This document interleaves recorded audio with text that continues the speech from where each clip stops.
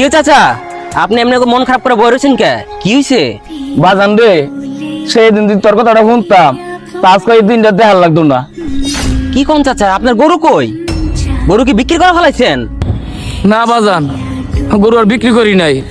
হাটে নেওয়ার পরই গরুটা হঠাৎ করে স্টক কইরা মারা গেছে। আচ্ছা চাচা, কি হয়েছে? ঘটনাটা খুলে কোন তো দেখি চাচা। বাজান রে, তুমি সেদিন কইলা না? কি চাচা আপনি এটা কি করতেছেন? গরু খাবারে কি মিশাইতেছেন? আয় হায় চাচা, এটা কোন কাজ করতেছেন আপনি? হ্যাঁ, আপনি গরু মোটা তাজা হওয়ার ওষুধ খাওয়াইতেছেন। এটা খাওয়ারে যে কোনো সময় একটা গরুর সমস্যা হতে পারে, গরুর স্বাস্থ্য ঝুঁকি থাকে, আর গরুটা যে কোনো সময় স্ট্রোক করতে পারে। চাচা এই কামটা করেন না, ঠিক আছে?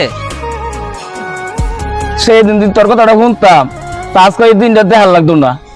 চাচা আপনার মতো ভুল কোনো মানুষ যেন না করে, কেননা গরুর মোটা তাজা ওষুধ খাওয়াইলে গরুর স্বাস্থ্য ঝুঁকি থাকে, যে কোনো সময় স্ট্রোক করতে পারে।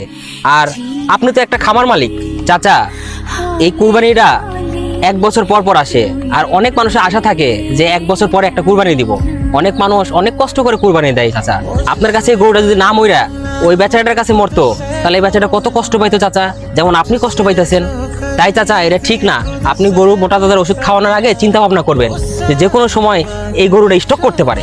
তাই এসব কাজ বাদ দিবেন, এসব কাজ থেকে বিরত থাকুন। হ্যাঁ চাচা, আপনার বোঝান ভুল আর কেউ জানি না করে।